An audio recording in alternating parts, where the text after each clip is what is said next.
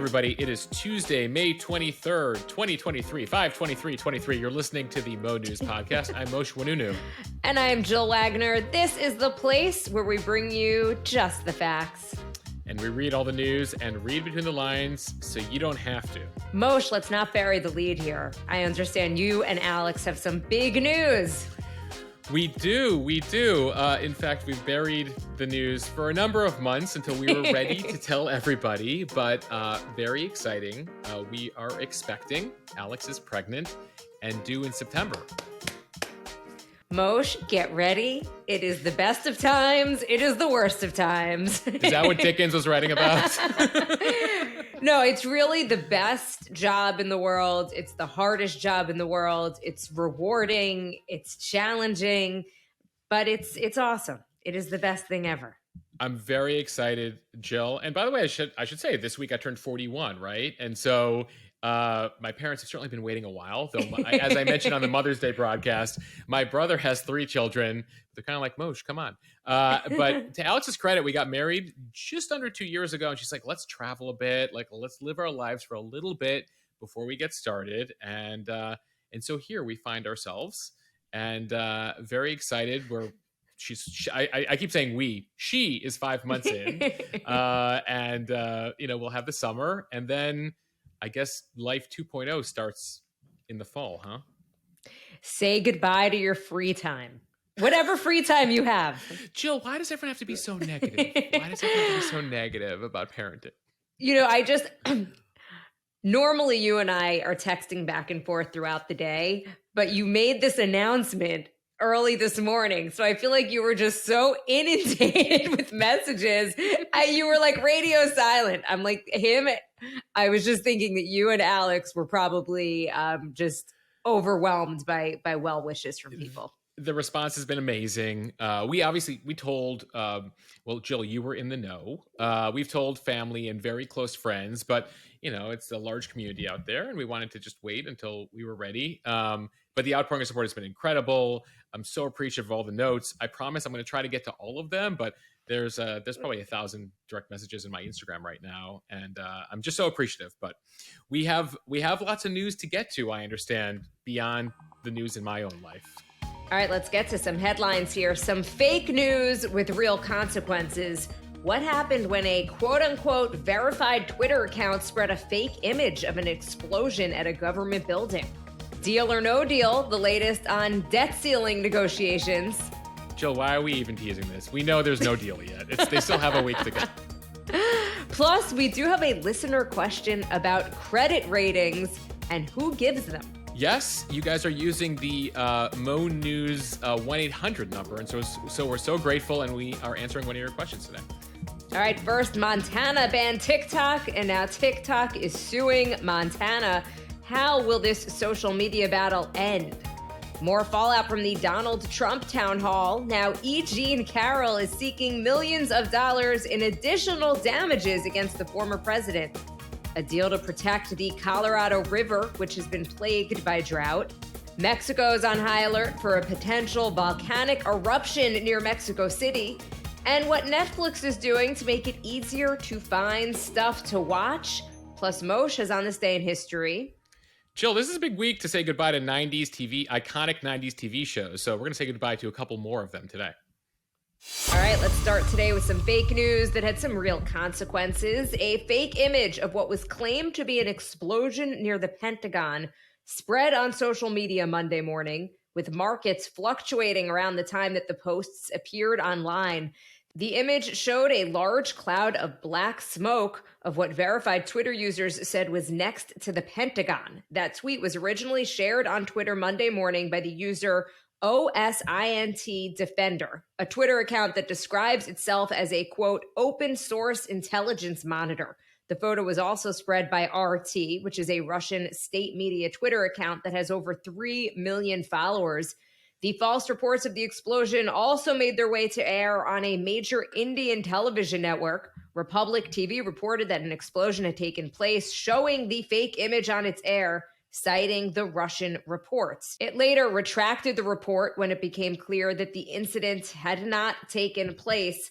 Another Twitter account that tweeted the image was a verified account with a blue check that was impersonating a Bloomberg news feed. That account, called @BloombergFeed, was suspended hours later. Under Elon Musk, Twitter has allowed anyone to obtain a verified account in exchange for a monthly payment. And as a result, Twitter verification is no longer an indicator that an account represents who it claims to represent. Moshe, the domino effect here is so clear and pretty scary. Yeah, it sort of reminds me of Anchorman. That escalated quickly. And so what you have here is the ramifications of AI plus, unverified Twitter or pay for check Twitter equaling potential issues here.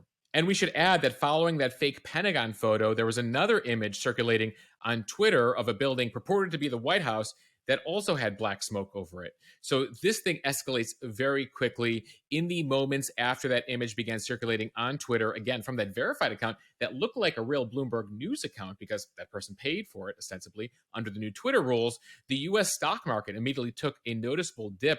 The Dow Jones Industrial Average fell about 80 points between 10:06 a.m. and 10:10 a.m. At the same time, the broader S&P 500 index also went from being up at 10:06 to down at 10:09 a.m. So there were a few precarious minutes there as the market traders felt or thought that that was a real photo. Again, the S&P average recovers just a couple minutes later, but it does show here that there are real life consequences. When we talk about market being down, stocks being down, you're talking about millions or billions of dollars being impacted here by this fake news. Or imagine, Moshe, that you had a loved one who worked at the Pentagon or near one of these buildings.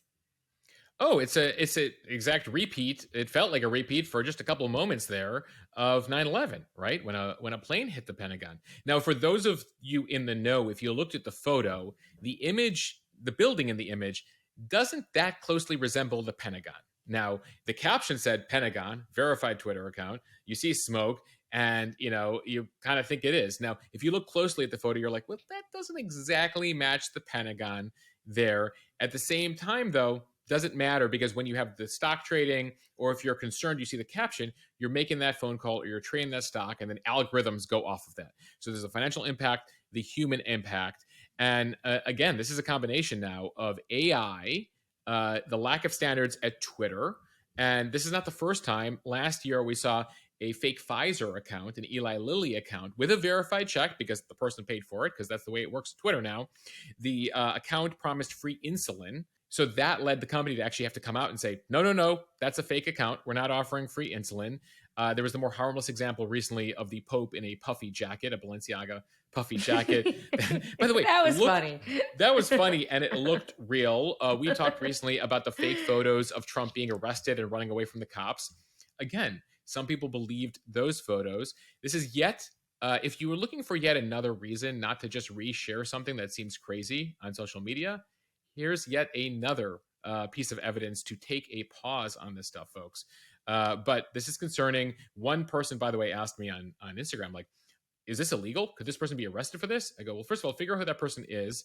And I don't know that there's a law necessarily against it at this point. And that's why this stuff is so new. They haven't figured out how to regulate it or pass laws against it. All right, let's go now to the latest high-stakes talks to prevent the nation from defaulting on its debt. President Biden and House Speaker Kevin McCarthy held an Oval Office meeting last night as negotiators work to get back on track on reaching some type of debt ceiling deal that could pass both the Republican-led House and the Democratic-led Senate by midweek next week. Key to the talks is setting a top-line government spending level for the next year and then deciding how long to lift the debt ceiling until having to raise it again. Meaning, unfortunately, that we could be right back here again pretty soon. Jill, rest assured, we will be back here pretty soon if I know this, if we've covered this government long enough. The two sides are aiming to reach a deal by June 1st, next Thursday, when the Treasury Department estimates that the U.S. could run out of money to pay all of its bills, leading to a first ever default. Biden and McCarthy held what is their first one-on-one in-person discussion since February, and the president said he was optimistic that they could make progress. So we've now moved from cautiously optimistic to optimistic. So that's good. Biden added, quote, "We both know that we have a significant responsibility." After the meeting, McCarthy said that, quote, "It was a productive discussion, but we don't have an agreement yet." So to answer your question earlier, Jill, no deal. So the White House here is accusing Republicans of being unreasonable in the negotiations, pushing partisan proposals that have little chance of winning approval from both chambers. Meanwhile, you have the Republicans who say that Biden waited until May to actually engage in negotiations, and the White House is not doing enough to cut spending from their vantage point. Republicans want to cap spending in future years. Democrats, again, declined to negotiate. We've talked about this on this podcast for a while. They said the debt ceiling's been raised 100 times over 100 years. You did it cleanly for Trump. We did it cleanly for other presidents. We should be able to do this with no strings attached. This is the debt rating. This is the credit rating for the American government. Republicans say, no, no, no. We have to stop the spending somewhere, even if it's for the future, even if this debt ceiling increase is not about future bills, but current bills. And so Biden has said that he would like to work to narrow the deficit with some tax increases on the wealthy. Well, Republicans say any tax increases, no matter how much the people make, are completely off the table. They care more about spending cuts. So keep in mind, while we talk about this deadline next Thursday, a deal needs to really be reached this week to have time to pass through Congress. There's a new rule that the Republican majority in the House required this year that gives House lawmakers 72 hours to read a bill. That rule was put into place at the beginning of this Congress as part of the agreement to have McCarthy be Speaker. Prior to that, by the way, you could drop a bill on the floor, hundreds of pages, and require people to vote on it immediately. And Republicans said, no, we should have time to read it. Well, what that means is the clock is set earlier than Thursday because they have to give time to read it, give time for potential amendments, give time for potential additional negotiation. And so that's what's happening. Keep in mind, next week's Memorial Day week, Congress was set to be on recess, as Congress takes often. And McCarthy's saying, no, well, we know we have a job to do. And so I will require everyone to stick around to pass this if we can get a deal. Moshe, on the issue of the debt ceiling, we do have a question from one of our Mo News listeners. It came to us on our voicemail line. A reminder, of course, that you could leave us a question by dialing 1-800-711-MOSH, M-O-S-H. Here is the question from John, all about the credit rating and what it will mean if we do default. Hey, Moshe and Jill. My name is John. I'm from Rochester, New York. I had a question about with all the debt limit stuff going on. I keep hearing that we could have the country's credit rating decreased or hurt, or a bunch of different terms that sound bad. Every time I hear that, I just can't help but think, okay, what organization is issuing that credit rating?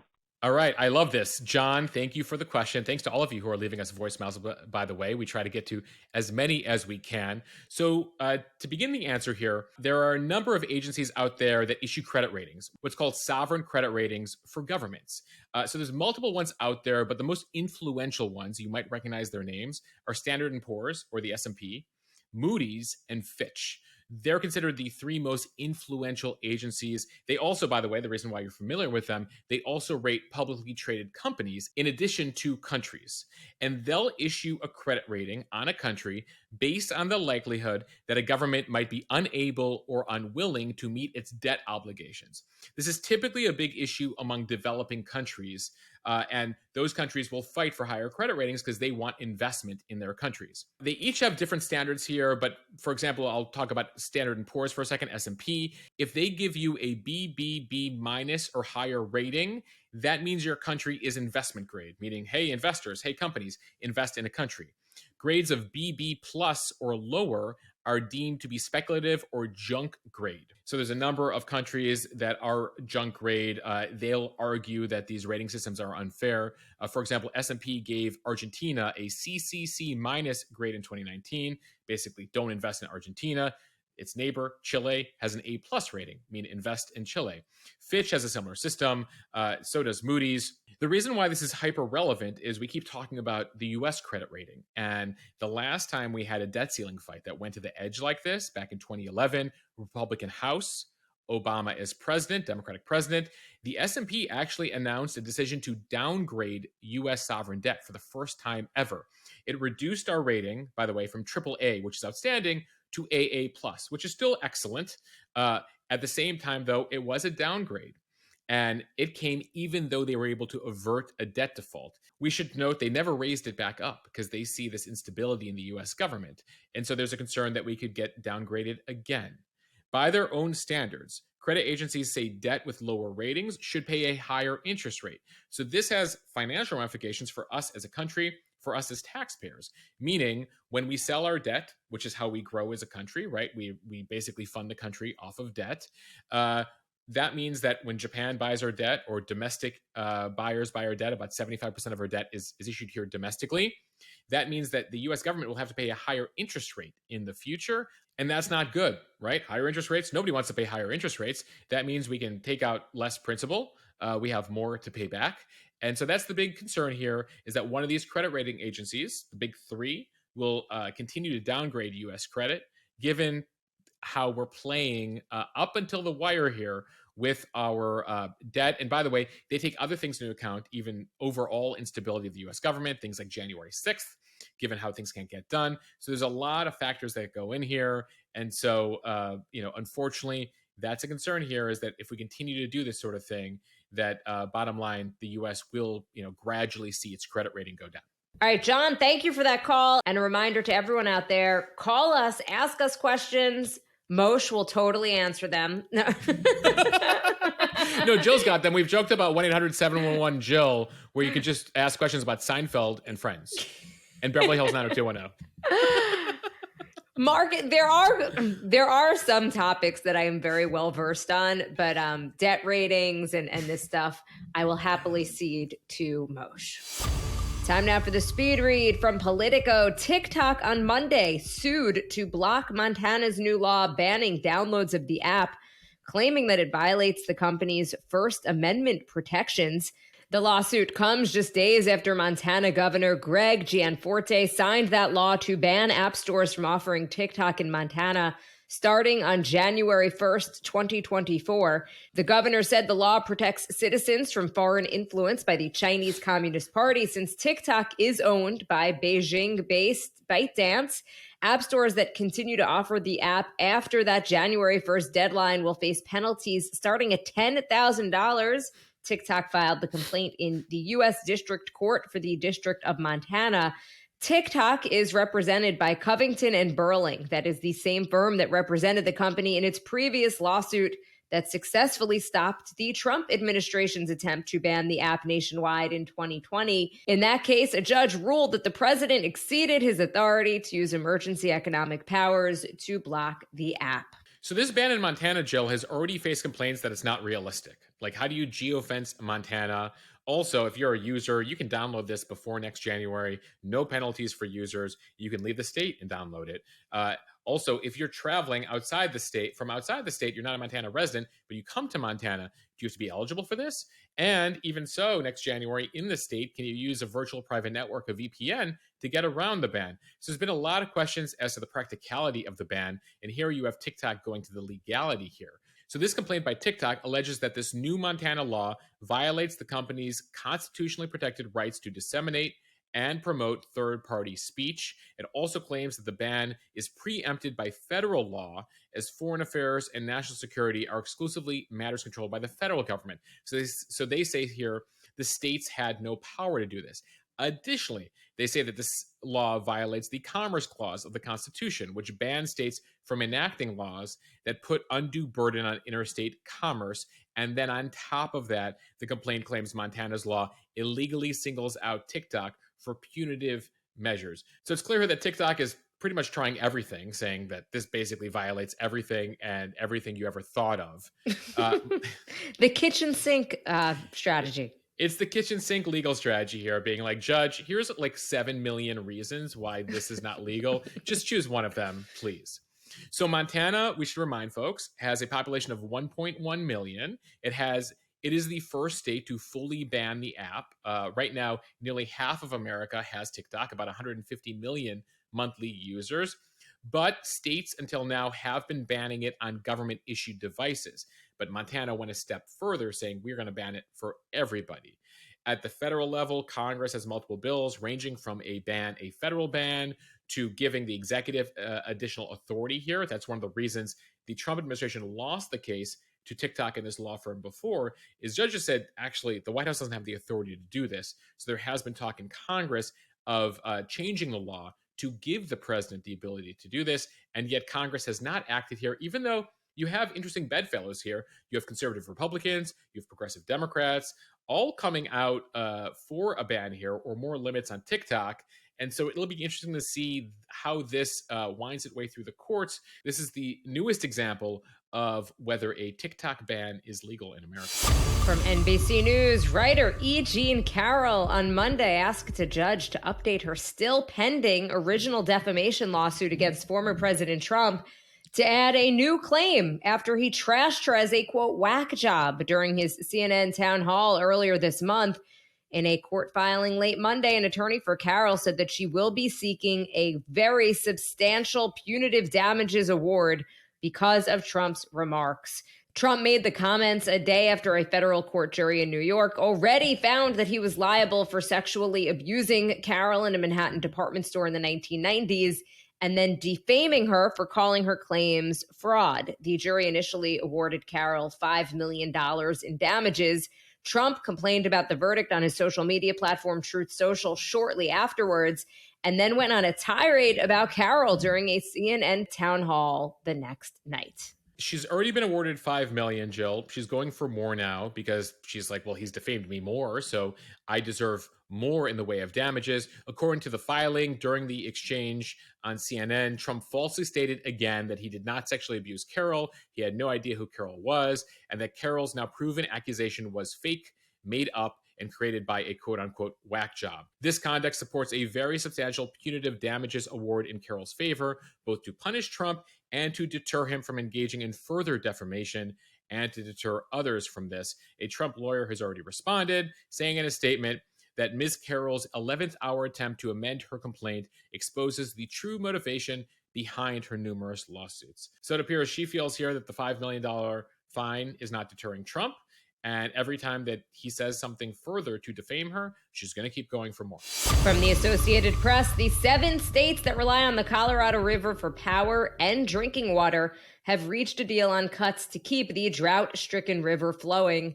3 states, Arizona, California, and Nevada, have agreed on a plan to conserve at least 3 million acre-feet of water by 2026. Jill, can we help give people a sense of what 3 million acre-feet is? Okay, so that is roughly the equivalent to the amounts of water that it would take to fill 6 million Olympic-sized swimming pools. Jill, help? I love your back-of-the-envelope math there. Well done.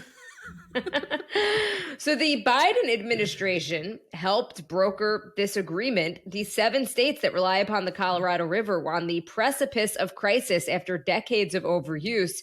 Before a banner winter of snowfall, officials did grow concerned as dams at Lake Mead and Lake Powell neared what's considered dead pool status. That is when flow would be cut off to lower regions of the river as water levels dropped too low to pass through the dams.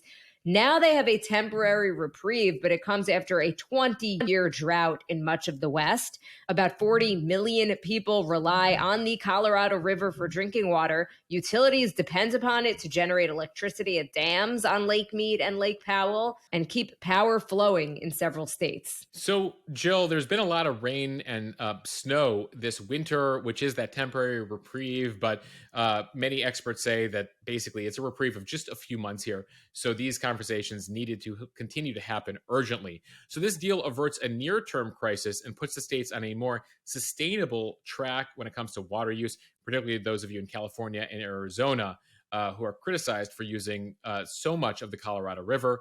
But it does call for less conservation in this deal than some scientists say is required to stabilize the river after more than 2 decades. This was an urgent situation because the White House was going to step in and basically say, all right, states, you can't come up with a deal. We'll come up with one for you, and it's not going to be pretty. So after the Biden administration laid down the law there, it appears the pace of the conversations quickened, and they were able to come up with a deal for each state to cut some of its water usage. The river has been over-allocated for years, meaning a number of the states have rights to more water than what actually flows. And this goes back to the 1920s. We've been talking about this for more than 100 years now, not me, but them, in what's called the Colorado River Compact. But the effects of climate change here, which is heating and drying the Colorado Basin, is squeezing this water supply much tighter. From CNN, millions of people in Mexico have been warned to prepare for a possible evacuation after increased activity from the country's most dangerous active volcano, which has been spewing ash into several nearby towns since last week, according to authorities. Ash from the Popocatépetl volcano, which is in a central part of the country, has delayed flights in Mexico City and led authorities to close schools in dozens of municipalities. It's considered one of the most dangerous volcanoes in the world. That's because about 25 million people live in a 60-mile radius of the volcano, which is southeast of Mexico City. On Sunday, authorities increased its volcanic threat level to yellow phase 3, which calls on about 3 million people who live in towns and villages adjacent to the volcano to stay alert and prepare for a possible evacuation. They warned of greater volcanic activity and the dispersion of ash into several nearby towns at high speed. It is also recommended that residents nearby avoid outdoor activities. So the population around Mexico City, Jill, is just over 22 million, which is why they're so concerned about this. In the case of the core part of Mexico City, the main risk is ashfall, but still concerning, especially for those who are elderly or young children, et cetera, breathing that air. Already, Mexico City's international airport was temporarily closed over the weekend on Saturday. Some flights were delayed yesterday due to the presence of the ash. State authorities have also suspended in-person schools nearby the volcano. The U.S. Embassy has put out an alert recommended that people do not travel within 7.5 miles of the volcano. This volcano was dormant for decades until it erupted in 1994. In the year 2000, there was a major eruption again that prompted the evacuation of 50,000 people. Since then, its rumblings have become a daily part of life there. But this does bear close watching, especially given its vicinity, again, to such a large population center. And now a quick update for Netflix that we're learning about from The Verge. Netflix is making improvements to its My List feature so that you can more easily sort through the shows and movies that you've bookmarked.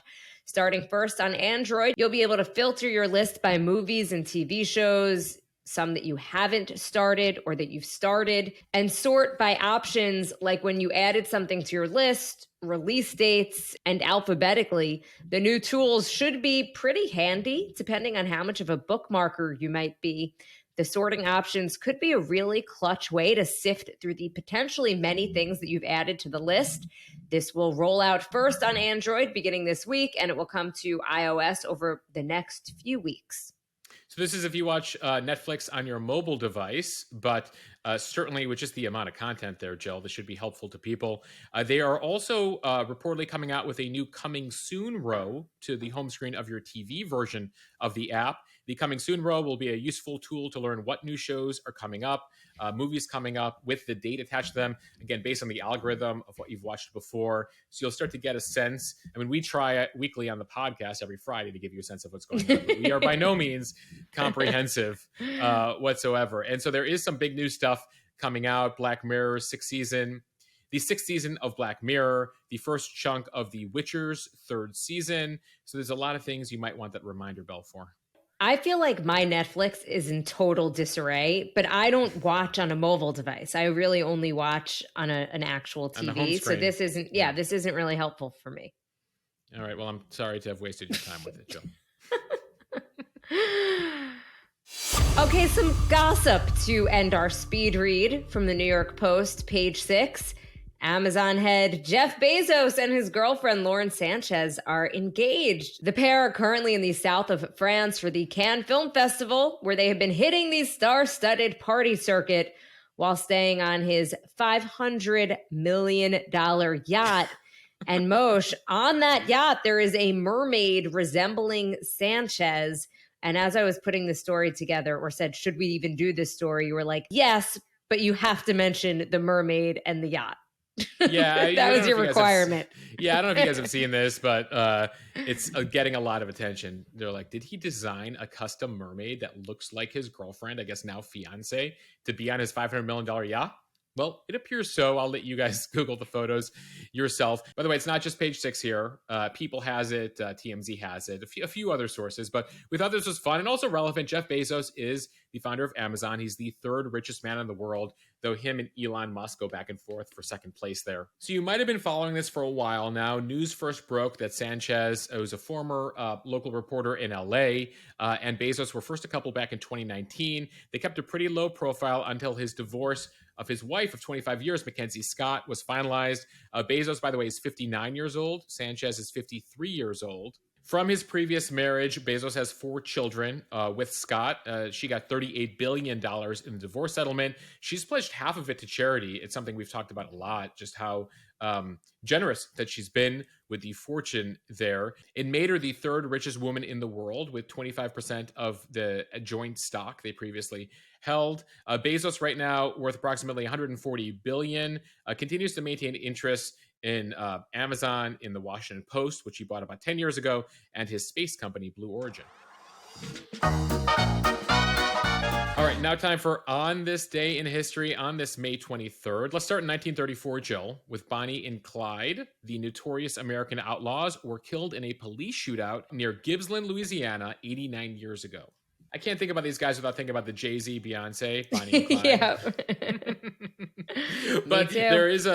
But there is a history here. There's a bunch of documentaries. Actually, I've been meaning to learn more about this duo, etc., because I haven't read up on them probably since, I don't know, junior high school. But Bonnie and Clyde were officially Clyde Champion Barrow and Bonnie Parker. They were shot to death by federal officers in an ambush in Louisiana on this day after one of the most spectacular manhunts of all time. Barrow had been suspected in numerous killings, was wanted for murder, robbery, state charges of kidnapping. They had met years previous. Bonnie had actually been dating somebody else. She helped Clyde escape from prison. He was put back in prison. Then they went on the run. The FBI, previously known as the Bureau of Investigation, became interested in them in late December 32. So this continues about 18 months. At the time they were killed in 1934, they were believed to have committed 13 murders and several robberies and burglaries. All right, let's fast forward to the year 2000. On this day, May 23rd, 2000, 23 years ago, Eminem released his third studio album, the Marshall Mathers LP. You might know that album for Stan, Real Slim Shady, The Way I Am. It became the fastest selling album in the history of rap. It's still a great album, Moshe.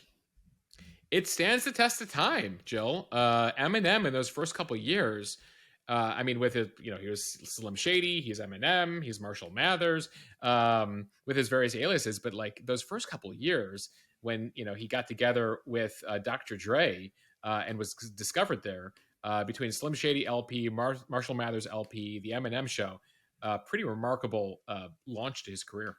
By the way, Jill, not to date ourselves, Eminem is 50 years old. Stop. I can't handle it. All right. Well, then you might not like the last couple things I have to tell you on this day, because as we've been talking this week, it is a huge week for 90s TV series finales. Yesterday, we talked about Blossom and Saved by the Bell. And today we have the following shows we said goodbye to. 29 years ago today, Star Trek Next Generation ended on this day in 1994. And finally, Jill, we said goodbye to this classic show that you may have known as part of your TGI Fridays on ABC. Cue the tape. Everywhere you look. Was I the only kid who watched that opening and just thought, I want to live there? I just want to live there. I want to drive back and forth on the Golden Gate Bridge. I want to have one uncle in the basement and one uncle in the attic. That was Full House, of course, for those of you who don't know the theme song. The finale aired 28 years ago tonight on ABC in 1995. After 8 seasons, they brought it back recently. I don't know. Did you catch Fuller House on Netflix the last couple of years? I didn't, but as you were saying about all of the things you wanted to do, I wanted to host a morning show called Wake Up San Francisco. Wait, we talked on the Mother's Day episode about how you interviewed was it your brother and a friend as Marla Maples and Donald Trump? So Yes. did Full House ever get integrated into your fake TV shows back there in the 90s? It's a great question. I think that we were doing Urkel impressions more than anything back then. Urkel, which was Family Matters, but it was just another TGI Friday show on ABC. I have just the association with Full House, Family Matters. It's that all. It's the whole TGIF. Day by day. Yeah, Step by Step, Sister, Hanging with Mr. Cooper.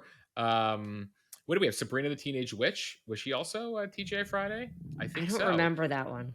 Jill, I think I obsessively watched all of them. You remember the Dinosaurs show? I think they moved it to another night, but like, I'm the baby, gotta love me. Remember the Dinosaurs? I don't.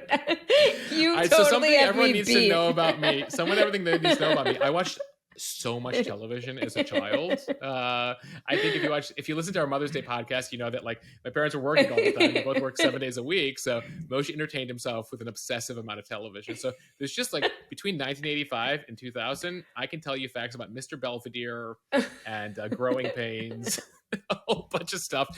And I can't somehow get it out of my brain to replace it with more practical, useful information. Joel. Moshe, it actually is practical and useful because you use it on this podcast every day. I help launch a podcast where I can use this information at least one day a year. All right, everybody. Thank you for listening to the Mo News podcast. Follow us and subscribe so you don't miss an episode. Review us in the App Store so we can continue to grow. And just a heads up, we're going to be putting out a special episode of the podcast on the premium podcast. Me interviewing my wife, Alex, all about our pregnancy. We do a gender reveal. We actually found out the gender of our baby while we were recording the podcast. So that's a very special moment. Oh my God. So bold move. Yeah, I mean, listen, we might edit it a little bit, but it's the moment. It's the actual moment. We decide on the podcast, we're going to find out. So that'll be on the Mo News Premium members only podcast. So make sure to sign up over at mo.news premium so you can listen to that episode. Okay, I'm so excited for you and Alex. Such great news. And everybody else, have a great day. See ya.